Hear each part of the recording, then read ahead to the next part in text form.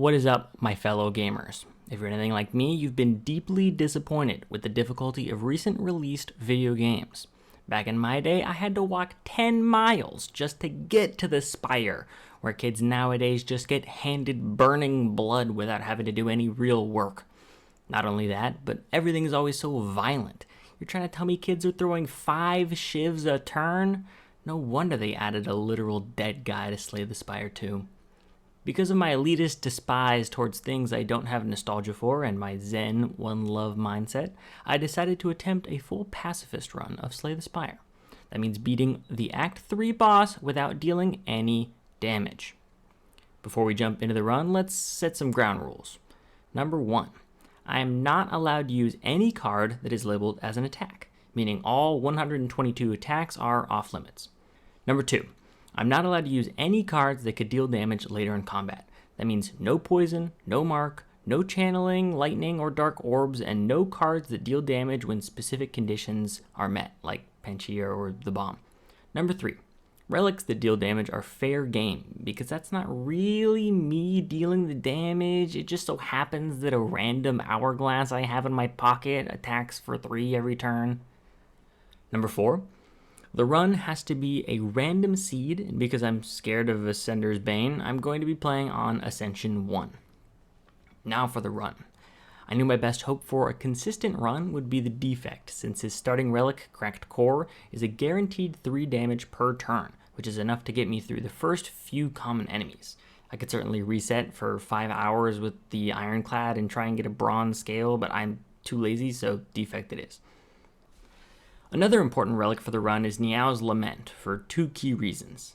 It not only makes getting the run started easier, as 2 of the 4 starting encounters end the run immediately, with the cultist dealing a total of 510 damage over the 16 turns it would take for me to kill him, and the Jawworm having a 66% chance of blocking my 3 damage.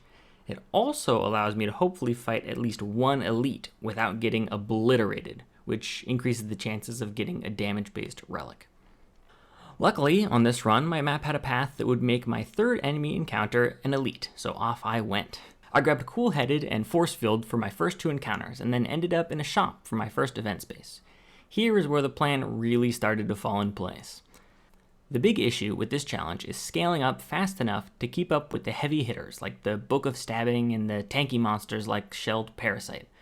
How was I supposed to scale my single lightning orb up fast enough to complete the run? With Loop. My damage output doubles, and after upgrading it, it triples. After thanking the shopkeeper, I proceeded to take almost half my health to get External Feather, and then traded my self-confidence for 250 gold, I guess. I'm worried. Was that a bad idea? What if that was a bad idea? What am I gonna do? My first and only encounter was the 3 Sentinels, where the Spire cashed in on the good graces it had given me earlier in the run by forcing me to take another 9 damage. Luckily, my relic was the Frozen Egg, which immediately was put to good use by providing me with an upgraded Defragment.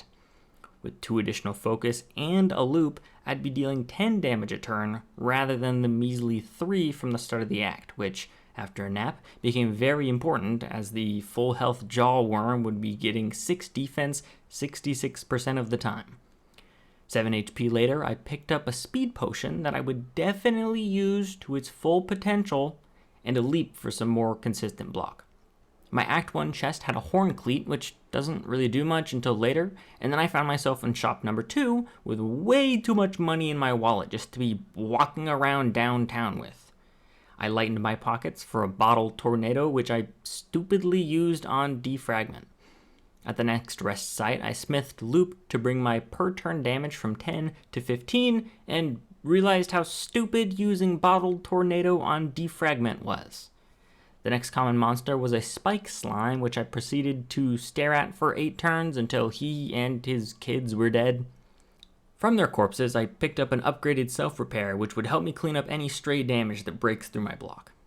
I was unfortunately far too poor to pick up emotional chip from store number 3 after having spent all of my money on that stupid bottled tornado. Like, why did I do that, man? Like, really, I need to slow down sometimes, and then just come on, just think, man, just think. Luckily, sometimes being poor pays off, as the looter in the next room really only stole my Sports Clips punch card and some Wendy's receipts. I picked up another cool-headed, which I really didn't need to do, and then it was boss time, baby! The Act 1 boss was the Guardian, whose whole deal is that he will sometimes play his Yu-Gi-Oh card in defense position, and will deal 3 damage whenever you attack him. Luckily, attack him is, kind of not allowed in this challenge, but someone must have forgotten to tell him. I started the combat by chugging a colorless potion to get a temporary blind, which I launched as if it were a flashbang at a birthday party. 2 frost, a loop, and 2 focus later, I was dealing 15 damage and blocking 8 every turn. He couldn't even touch me. Oh my god, he's doing 32? Since when did he do 32? Well, good thing I remembered this speed potion before I played any of my defense cards. After a grueling 21 turns, the Guardian was finally vanquished, and I was free to collect my rewards. Astrolabe wasn't much to write home about. It really just turned my 3 attack cards into 2 different attack cards and a machine learning. The real star of the show was Echo Form, which was the final nail in this challenge's coffin. I say only being in Act 1. Echo Form allowed me to exponentially increase the damage of my 1 lightning orb. Defragment gives me 2 focus, now it gives me 4. Loop evokes 2 extra times, now it evokes 4 extra times. I went from 15 damage to 35 damage every turn, assuming I could play Echo Form before my other powers. With so many powers in my deck, Force Field was also becoming one of my best cards, giving me 32 block for 0 energy, assuming I Echo Formed it. My damage was finally high enough that I could take out most common enemies in 10 turns or less. Now the problem becomes surviving for those 10 turns. Going into Act 2, I was feeling good. I cooked the 3 birds without much trouble and slimmed my deck by removing Tempest at the shop. The looter must have been upset at the last time because in the next room he came back and he brought his friend. They kicked me around and stole 60 coins, leaving me penniless. I turned down the Scientologist's offer to give me 5 bites, which honestly felt a little inappropriate for him to ask in public. Shaken and a little bit uncomfortable, I stumbled upon a chest where I picked up Fossilized Helix, which would let me play Echo Form damage-free if it showed up on turn 1. I upgraded Leap at the rest site, figured out that I'm illiterate, and then punched a bunch of balls for 8 turns. No, okay, it sounds bad, but look, the Sentinel has a little ball at his center, and the Spherical Guardian is literally a ball with 3 other balls floating around him. Ball. My next chest had a single piece of fruit in it, which I ate and then threw up because it had been there for centuries. After cleaning 100-year-old strawberry off of my shirt, I upgraded Dual Cast at the rest site and picked up a second self-repair from the Shell Parasite and Fungi Beast. Those extra heals came in handy when facing the bird and Chosen, since any time I played a non-attacking card, which is every card, he'd shuffle a Dazed into my deck. I won the battle but didn't come out unscathed. With 38 health barreling towards the Act 2 boss, I was not feeling amazing. Before the big man, however, I stopped at yet another shop and picked up my 3rd self-repair, meaning that if I could play all 3 powers with Echo Form active, I'd be healing 60 health every battle. My final Act 2 event space was the Bonfire Spirits, who I gave my copy of My Hero Academia in exchange for 10 max HP and a full heal. Feeling rejuvenated, I upgraded a defend and headed into the boss room. The champ, which was what he insists everyone calls him, is the best Act 2 boss for this challenge, as his gimmick is just making you weak and vulnerable. Since all of my attack is coming from a lightning orb, I was unfazed. My super epic and cool and chill strategy, however, did require a little bit of setup to execute. The first step of my master plan was to play Echo Form, which I attempted to draw by drinking a Snecko oil. Instead, I got absolutely dumpstered by drawing every single one of my power cards except Echo Form. To make matters worse, every single one of them had their energy requirement increased to 2 or 3. statistically a scam. I ended up playing Echo Form on my turn 2, and after a few more power cards, all I had to do was wait. 22 turns and half my HP later, the champ was rocked. I snagged a Seek to double the chances of drawing Echo Form turn 1, and then picked up the poorly named Collar for an extra energy in boss fights. Act 3 was up next, and there wasn't much that could stop me.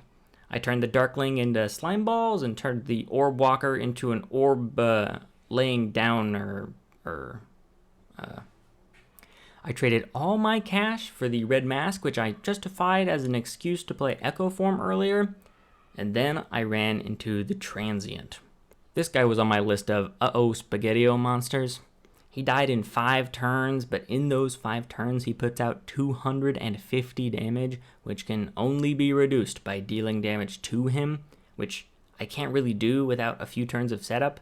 He took me down to 33, but with some tactical self-repairs I healed back up to 63. I wasn't quite liquid enough to get a 4th self-repair from the shop, but at this point it was really just a race to the final boss.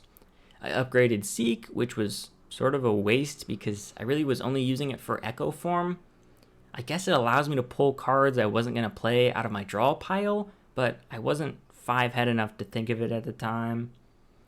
In the next room, the Darklings were back, but they weren't quite able to eat through my 50 HP worth of self-repair. The Maul was next, and with his ability to inflict frail and infinite strength scaling, I was a little bit worried. Luckily, with so much focus, my Frost Orbs were putting up 12 block on their own, which was just enough to get me out of the battle unscathed. The Spire decided to make my already powerful deck even stronger by giving me an upgraded defrag, which bumped my max damage output to 55 per turn. I picked up a semi-useless Blood Vial, as I was already healing 30 plus HP per combat, and then checked the store for the final time. I was devastated to see another loop, a mere 3 coins too expensive. If only I hadn't gotten robbed twice. I accidentally fell down a pit in the next event room, but really only benefited by getting rid of my final attack card, a lowly strike that had been there since the beginning. My deck now only contained a single card that could deal damage, Zap, which I still wasn't allowed to use, but it's pretty cool that there are no more attacking cards, right? Like, it's pretty cool, right? Please say it's cool.